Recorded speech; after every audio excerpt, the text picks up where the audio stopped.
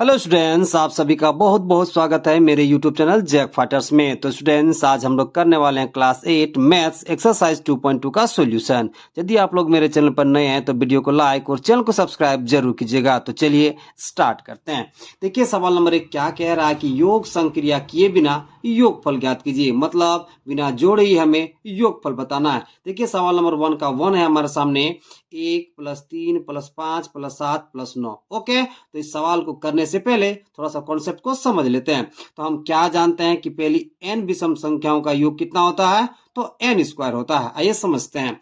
मान लीजिए 1 + 3 + 5 ऐसे करते करते यदि आप n तक जोड़ोगे तो ये कितना होता है बताइए? n²। कितना होता है? n²। उसी तरह से मान लीजिए पहली 2 विषम संख्याओं का योग कितना हो जाएगा? तो 2 का स्क्वायर। ओके, पहली 3 विषम संख्याओं का योग कितना हो जाएगा बताइए? तो 3 का स्क्वायर। ओके, मान लीजिए पहली 4 विषम संख्याओं का योग कितना हो जाएगा बताइए? तो 4 का स्क्वायर। ओके, तो इसी कॉन्सेप्ट का हम यूज करेंगे और इस क्वेश्चन को बनाएंगे। तो क्वेश्चन कितना दिया है बताइए?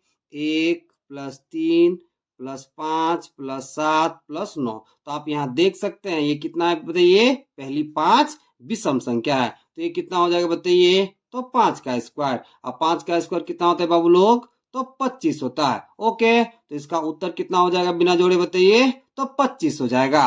ओके, चलिए अब सवाल नंबर 2 को करते हैं। देखिए, 2 दे रखा है, 1 + 3 + 5 + 7 + 9 + 11 + 13। ओके, इसे बिना जोड़े ही हमें इसका योगफल बताना है। तो क्वेश्चन कितना दिया बताइए? 1 + 3 + 5 + 7 + 9 + 11 + 13। ओके, तो हम क्या जानते हैं कि पहली n विषम संख्याओं का योग कितना होता है बताइए? n²। उसी कॉन्सेप्ट में हम इस क्वेश्चन को भी बनाएंगे। तो देखिए यहाँ पे कितना है बताइए? पहली 7 विषम संख्या। कितना है बताइए? पहली 7 विषम संख्या। देखिए 1 2 3 4 5 6 7। तो पहली 7 विषम संख्याओं का योग कितना हो जाएगा बताइए? तो 7 का स्क्वायर हो जाएगा। ओके, अब 7 का स्क्वायर कितना होता है? तो 49 होता है। ओके, तो बिना जोड़े इसका योगफल कितना आ गया बताइए? तो 49 आ गया। ओके, चलिए अब सवाल नंबर 3 को करते हैं। देखिए 3 दे रखा है, 1 + 3 + 5 + 7 + 9 + 11 + 13 + 15 + 17 + 19 + 21। ओके, इसका हमें बिना जोड़े ही योगफल बताना है। तो क्वेश्चन कितना दिया बताइए?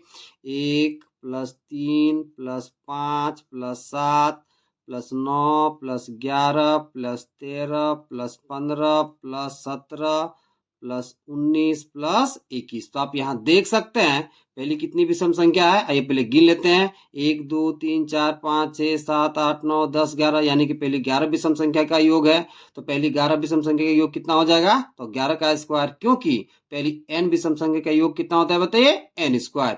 इसलिए पहली 11 विषम संख्याओं का योग कितना हो जाएगा बताइए? तो 11 का स्क्वायर। अब 11 का स्क्वायर कितना होता है बताइए?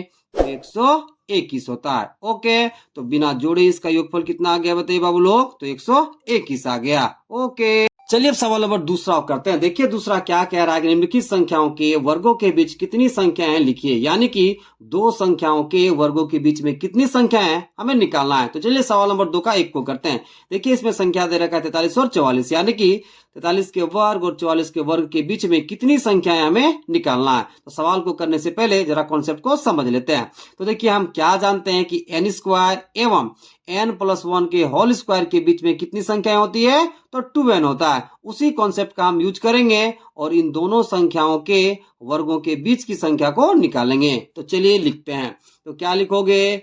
चूंकि n² एवं n+1 के होल स्क्वायर के बीच प्राकृत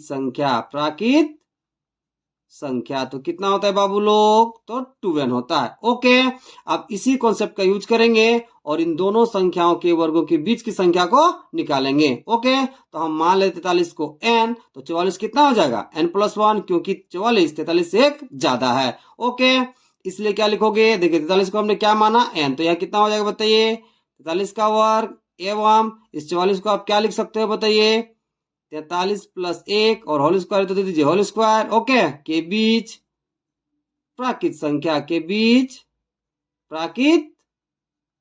संख्या। ओके, अब 2 के जगह 2, हमने 43 को क्या माना है बताइए, एन। क्या माना है, एन। या फिर आप यहाँ कंपेयर करोगे तो एन का मान कितना निकल के आएगा बताइए, 43। तो यहाँ गुना में कितना हो जाएगा बताइए, 43। ओके, अब 2 को 43 से आप गुना करोगे तो आपको कितना मिल जाएगा बताइए, 46। कितना मिल जाएगा, 46। यानी कि 43 और 44 के वर्ग के बीच में हमें कितनी संख्याएं मिलेगी बताइए, तो 86 मिलेगा। कितना मिलेगा बताइए, 86। ओके, चलिए अब 2 का दूसरा करते हैं। देखिए दूसरा में दे रखा है 14 और 15, तो हमें बताना है कि 14 का वर्ग और 15 का वर्ग के बीच में कितनी संख्याएं। ओके, तो हम क्या जानते हैं कि एन स्क्वायर एवं एन प्लस 1 के होल स्क्वायर के बीच में कितनी संख्याएं होती है, तो 2n होता है। तो उसी कॉन्सेप्ट का हम यूज करेंगे और इन दोनों संख्याओं के वर्गों के बीच की संख्या को निकालेंगे। तो क्या लिखोगे, चूंकि एन स्क्वायर एवं एन प्लस 1 का होल स्क्वायर के बीच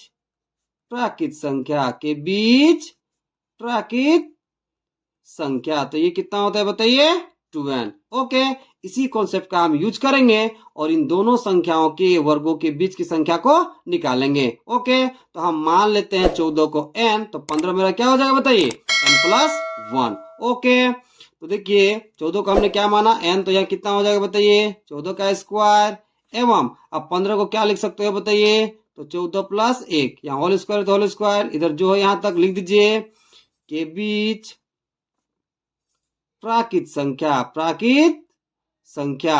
ओके, अब देखिए 2 के जगह 2, ठीक है। 14 को हमने क्या माना है बताइए, n, या फिर आप यहाँ कंपेयर करोगे तो n का मान आपको कितना मिलेगा, 14। ओके, तो n की जगह आप रख देंगे 14। ओके, अब आप 2 को 14 से गुना करोगे तो वो कितना मिल जाएगा बताइए, 28। कितना मिल जाएगा, 28। यानी कि 14 का स्क्वायर और 15 का स्क्वायर के बीच में कितनी संख्याएं हैं, तो 28 है। ओके, चलिए अब सवाल नंबर 2 का तीसरा करते हैं। देखिए तीसरा में दे रखा है 34 और 35। हमें बताना है कि 34 का वर्ग और 35 का वर्ग के बीच में कितनी संख्या है। तो हम क्या जानते हैं कि एन स्क्वायर एवं एन प्लस 1 के होल स्क्वायर के बीच में कितनी संख्याएं होती है, तो 2n। उसी कॉन्सेप्ट का यूज करेंगे और इन दोनों संख्याओं के वर्गों के बीच की संख्या को निकालेंगे। तो चलिए लिखते हैं। तो क्या लिखोगे, चूंकि एन स्क्वायर एवं n प्लस 1 के होल स्क्वायर के बीच प्राकृत संख्या के बीच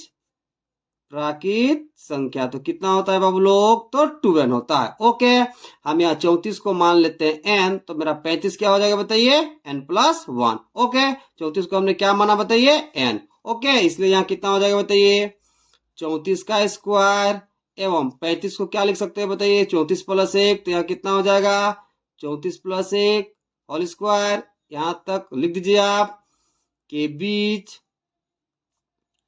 प्राकृत संख्या। ओके, 2 के जगह 2। ओके, अब यहाँ आप कंपेयर करोगे तो n का मान कितना निकल के आएगा, 34। ओके, या फिर हमने 34 को क्या माना था, n, तो इस n के जगह पे आप कितना रख दोगे, 34। ओके, अब 2 को 34 से आप गुना करोगे तो आपको कितना मिल जाएगा बताइए, 68। कितना मिल जाएगा बताइए, 68। देखिए 2 चौका 8 और 2 तिया कितना हो गया, 6।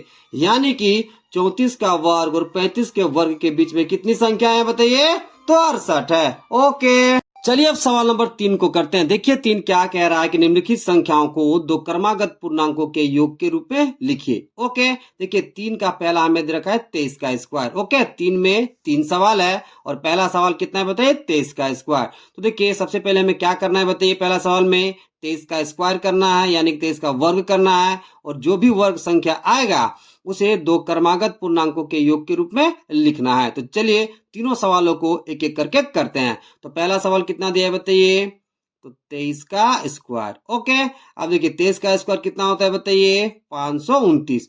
अब देखिए 529 को आपको दो क्रमागत पूर्णांकों के योग के रूप में लिखना है। तो जरा समझिएगा आप कैसे आसानी से लिख पाएंगे। सबसे पहले आपको क्या करना है, 529 में से एक घटा देना है, तो कितना बचेगा बताइए, 528। फिर आपको 2 से डिवाइड कर देना है। तो देखिए 2 दूना कितना हो जाएगा बताइए, 4, शेष कितना बचा, 1, 2 को उतारेंगे तो कितना हो गया, 12। अब देखिए 6 से दीजिए तो 6 दूना कितना हो जाएगा, 12। अब 8 उतार दीजिए तो 2 चौका कितना हो जाएगा बताइए, 8। अब शेष कितना बच गया, 0। तो देखिए पहली संख्या आपका कितना आ गया बताइए, 264। ओके, पहला कितना आ गया बताइए, 264। अब जो घटाए थे वो संख्या को आप इसमें जोड़ दीजिए, तो आपका कितना हो जाएगा बताइए, 265। कितना हो जाएगा बताइए? 265। तो देखिए ये हो गया ना दो क्रमागत पूर्णांक के योग के रूप में।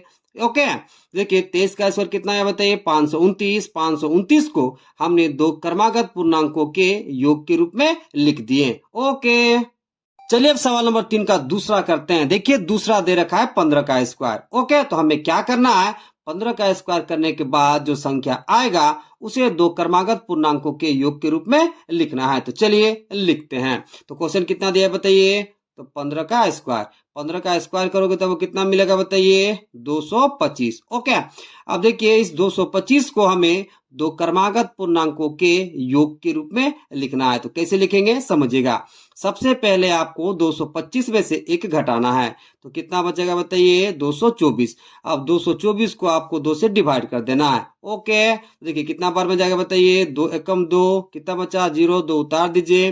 फिर कितना बार में जाएगा? एक बार में। फिर कितना हो जाएगा? 2 एकम 2, फिर 0 बच गया। अब 4 उतार दीजिए। तो देखिए 2 दूना कितना हो जाएगा बताइए? 4। ओके, शेष कितना हो गया? 0। तो देखिए पहली संख्या कितना आ गया बताइए? 112। पहला कितना आ गया बताइए? 112। अब जो आप एक घटाए थे वो एक को आप 112 में जोड़ दीजिए तो आपको कितना मिल जाएगा बताइए?